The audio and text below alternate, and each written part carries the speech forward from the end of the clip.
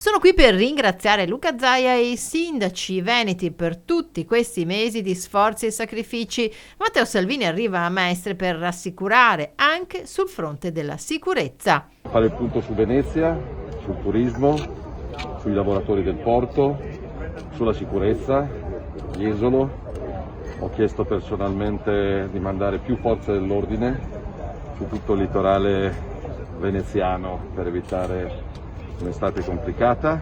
L'obiettivo è di riaprire tutti i locali, anche i locali da ballo, dal 1° luglio, di non avere più l'obbligo delle mascherine dal 1° luglio e di investire tanto su Venezia, che è una delle città che ha sofferto di più per l'anno e mezzo di Covid e di chiusura.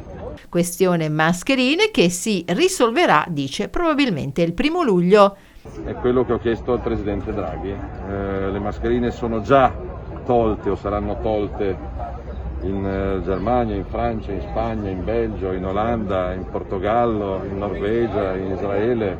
La situazione fortunatamente è tornata sotto controllo, quindi con 40 gradi è difficile camminare, parlare, lavorare e quindi spero che dai prossimi giorni il divieto salti, anche per ringraziare gli italiani dei tanti sacrifici fatti.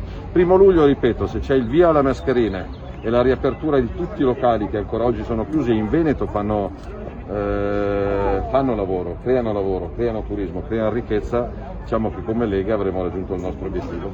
Conto di rivedere presto Silvio Berlusconi Salvini. Quanto al PD, quando il PD propone lo ius soli o la tassa patrimoniale o la tassa di successione, ovviamente ha nella Lega al governo il no, il secco no. In questo momento occupiamoci di taglio di tasse, non di nuove tasse.